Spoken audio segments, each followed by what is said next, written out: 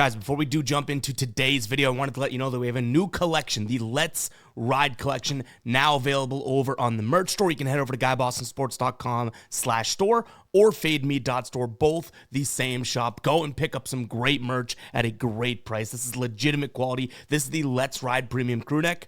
I don't know if we've made a hoodie, sweatshirt, t-shirt, anything that feels like this yet. So go ahead and check it out, guys. Again, GuyBostonSports.com/store and FadeMe.store. Either one will get you there. All right, YouTube, how you doing? Welcome back to the channel. I tell you guys I'm a dummy all the time. They don't suck. They've just been sucking. Get them down to -3, 4. More juice than Jose Canseco in his prime. Tell me you're new without telling me you're new. So don't go jumping down my throat in the comments, right? If you want to fade me, or if you do want to ride me, this still leaves a bad taste in my mouth, right? And remember, more chins, more wins. All right, YouTube, how you doing? Welcome back to the channel and welcome back to a golf picks video here. Now, this week, we have the Texas Children's, better known as Houston Open, to dive into in today's video. We'll go through a little bit about the course. We'll go through the field, some of the favorites, to kind of break them down, and then we'll get into some plays that I'm actually considering this week. But as always, guys, keep an eye down on the pinned comment of this video. That'll take you to all of my final plays, so I'm actually rolling with myself. If that does interest you, that'll be down below in the pinned comment, absolutely free. In terms of how we did last week, this was a tough one here. So we had the Valspar, right? I know the video says the players, but the Valspar Championship last week. A lot of red X's there compared to our green check mark. So let's hope to do a little bit better this week at the Houston Open. This is going to be played at Memorial Park course. So we have, I want to say, 4 years of data of the Houston Open being there. So that'll be good to dive into. As far as I'm concerned, via my research and knowledge and whatnot, it's kind of an interesting course. There's a few holes on there that play below par, but for the most part, it is playing a little bit above par. The par 5s being the ones that are played below, only by like 0.2 strokes, I want to say. But the par 3s just about, a tenth of a stroke over par. Par 4 is kind of in the same situation. So it'll be an interesting course to dive into here. If we do head over and check out the course fit tool via golfdata.com, you can see where this is kind of skewing in terms of the radar plot. We could see driving distance being a heavy one, and then also approach. Now, we always kind of take this to some degree with a grain of salt, because we can look at this, we can look at a couple different things, and then we start to formulate in our brain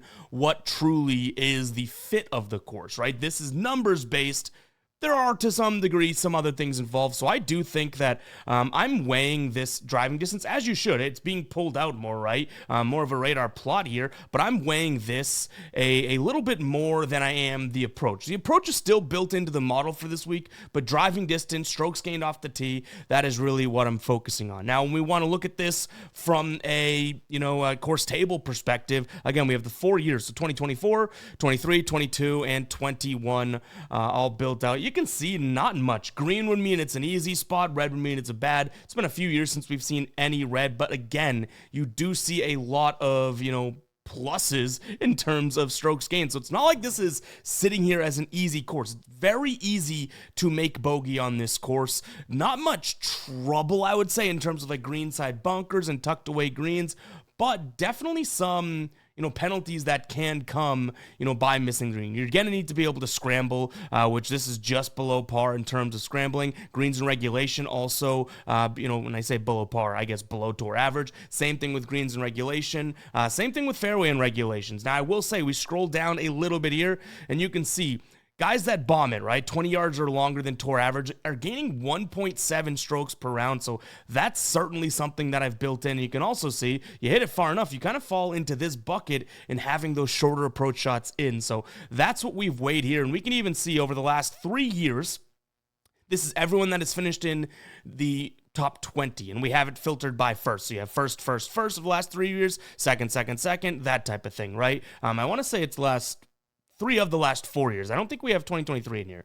Anyways, so off the tee, you can see there's a ton of deep green, a red there, but obviously, looks like Kramer Hickok here absolutely tore it up on the putting surface that week. But anyways, you can see here, there's only a few pinks, that type of thing. Whereas normally, you know, we're seeing a few down here, some deeper reds. So that tells me that off the tee is going to be super, super important. And we're also seeing, at least in terms of seeing these like top 5-ish, right? A little bit more deep green in putting and around the green than we do on the approach, which I would not say is very normal. A lot of the times when we're looking at courses, we are seeing, you know, tons of approach metrics, and you hear me say that all the time. This is an approach course. It's about ball striking, blah, blah, blah. Though golfdata.com did say that that is the second most important thing, you know, behind driving distance, I'm going to kind of take it in a different direction. I'm going to say, let's put a ton of emphasis on strokes gained off the tee, both distance, we'll look at ball speed as well, and then I'm putting a little weight into the model for putting and around the green here, because even looking at this course from the top-down view, you can see that there are a couple, you know, crowned greens or some greens in which, you know, maybe smaller than others. I think overall fits into the medium green category, but that's the way that I'm taking it this week, and we do have, you know, the model built out just like that. So let's go ahead and get into it. Let's look at a couple of the top names. So we have this now sorted outright. So obviously the more favorite players at the top, Scotty, Rory, and then there's a big drop-off, which I would say in terms of talent. Aaron Rai, JJ Spawn, Wyndham Clark being the next 3 names. Looking at this, Scotty's obviously going to be a guy that fits it fairly well, right? We've talked about, you know, being able to drive it deep and accurately. He kind of checks both those boxes. You look at it in the last 5 rounds, looks the same, so good for Scotty. Approach he's gaining. Not so sure about the putting here. It seems like Scotty's a little bit back to some putting woes, but around the green looks like he's making up strokes. And again, over his last few rounds as well. He's played, you know, 5 times this year, right? Or is it 6 times? 5 times. AT&T, Waste Management, Genesis, Arnold Palmer players. T25 is his worst performance so far. He's killing it off the green, off the tee, excuse me. You can see here, ranked 4th overall. Rory is probably a pivot that I would go to that I like a little bit more in this space. He's obviously playing really, really good golf, right? 2 wins this year, the Players being the biggest one. Around the green could worry me a little bit, but I mean, when he's on, he's on. And we've known that about Rory forever, but 14.6 strokes gained off the tee. Are you kidding me? When he won at Pebble, 14 strokes gained off the tee. The dude is crushing it right now. The accuracy, okay, that can hurt us a little bit. But again, I am prioritizing distance around the green still. We look at his last 5 rounds here to make it a little bit more recent. And you can see accuracy is still troubling. But man, is he hitting the ball in a good way right now. And even when you could see here, off the tee, distance, ball speed, really, really ranking well in our model. We move on to Aaron Rai and JJ Spawn really quickly. I don't really love either of these guys. I will say Players, Palmer, and the AP and Mexico, Aaron Rai looked really good off the tee, right? And he's gone T4, T11, T14. Very accurate. Not the longest of guys, but you know, I wouldn't necessarily say super, super short, but I would put him in the accurate category, right? He'd probably lead more towards the short. And you know he's going to probably strike the ball well. That's strokes gained total off the tee here. At the Players gained 4.9. So obviously, and I think I said my bad about the 14 off the tee, Rory last time out. But Aaron Rai isn't really doing it for me, I would say, this week. I worry about him around the green. Putting, not all that tremendous. JJ Spawn, similar spot for me. I mean, you could make the argument he's looking really good. He has a T2 and a 2nd so far this year. Off the tee, he's looked pretty good in the last few weeks. But to me, he's just not hitting the ball accurately or far enough. Even looking at his last 5 rounds, you could see here, slightly above tour average. I mean, he is being very accurate, so I guess I should put my foot in my mouth there.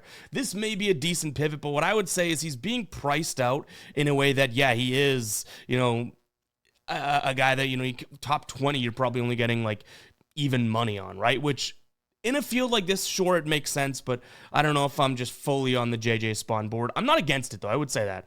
Wyndham Clark is a guy that I don't really mind. Now, we haven't seen it out of him so far, really, this year. I feel like we're still waiting for it. He has a couple good starts. He has a cut in there. He withdrew from the Players. We don't necessarily know what to make, right? But he's hitting the ball really far, which we like. The accuracy, not necessarily there, but you can even see here, doing really, really well. And around the green, he's looking okay.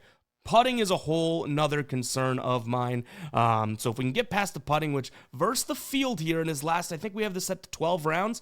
He's not terrible, but he's certainly not all that great.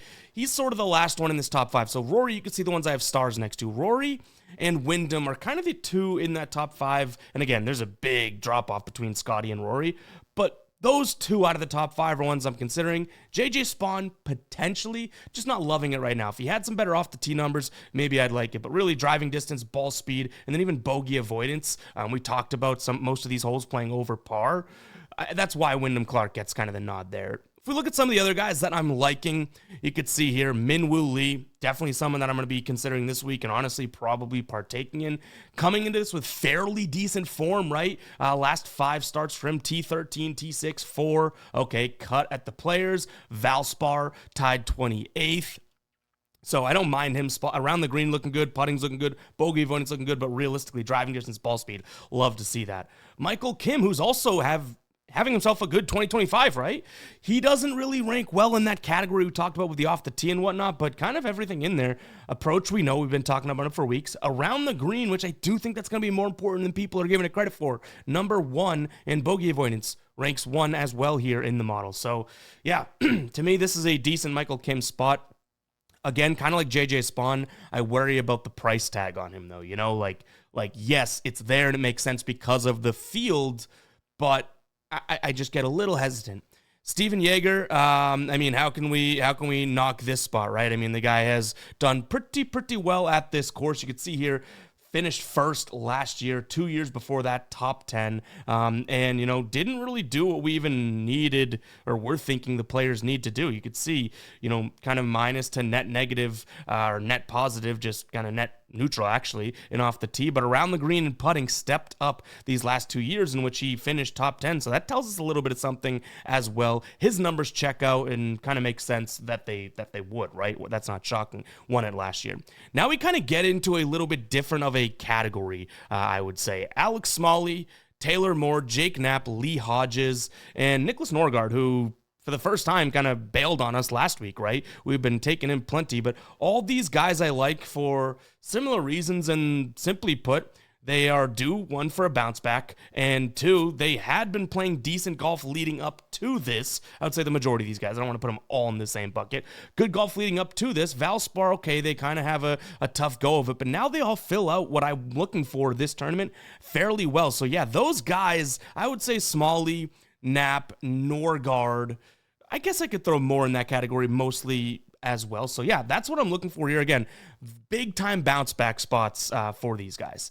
The last 2, which I would consider, and you can even put Norgard kind of in this tier, but more of my long shot looks here would be, I guess, Norgard. We already talked about him, but Poke Guider and Jeremy Paul, who I don't have too much experience with, but definitely looking okay in the model. You can see he's actually ranked 12th in the model. Poke Guider, Puckhider is Geeter, however the hell you say Aldrich's name, 7th in terms of off the tee. Driving distance and ball speed, number 1. We do have some approach around the green and bogey issues, but how can we just dismiss that deep green and what I deemed the more important parts of this model, right? So those are kind of the guys that I'm looking at this week. I'm sure if you check the pinned comment, you'll see some form of these guys, whether they're in matchups, top 20s, 30s, that type of thing. But let's take a peek at what the model spit out, guys that we didn't choose. Scotty, I mean, yeah, he's going to check every model box out there. The odds for me, just not exactly doing it this week. Matty Schmid, don't necessarily hate it, but don't love it. Svensson, same kind of thing. Kurt Kitayama is as close to we can get as on a DNB list for golf as we have in the NBA, right? But as close to as possible there. Taylor Pendrith is definitely one that I thought about. And you know what? I am going to star him. So he's going to be in the list now because right here is what I really do like.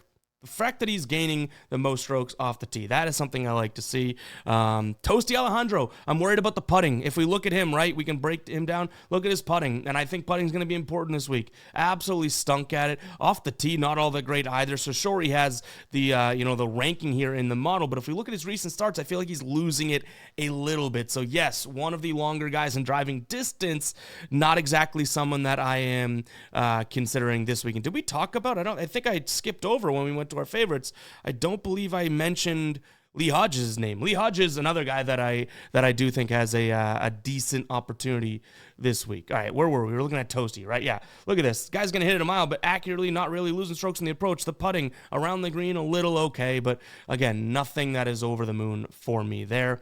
And yeah, that's going to wrap it up, guys. JJ Spawn being another fringe guy. We already talked about him earlier in the video as well. But those are the guys that I'm considering this week. We just added in Pendrith too, which I definitely don't mind, Taylor Pendrith, this week. But yeah, a list of what? 1, 2, 3, 4, 5, 6, 7, 8, 9, 10, 11, 12, 13 guys for this week. Hopefully we have a little bit better of a week than we did last week. That wasn't it, I'll tell you that much, for free, which it is for free because everything we do on this channel is free. But guys, that's going to wrap it up. If you guys did enjoy this, make sure to hit that like button, hit that subscribe button. Best of luck on your plays. Golf has been tough on us this year, but hopefully we can have a good week. We had great players. Valspar wasn't our thing. Let's bounce back. Just like we talked about some of those golfers bouncing back this week, let's go ahead and do the same. Catch you guys in the next one, all right? Peace out.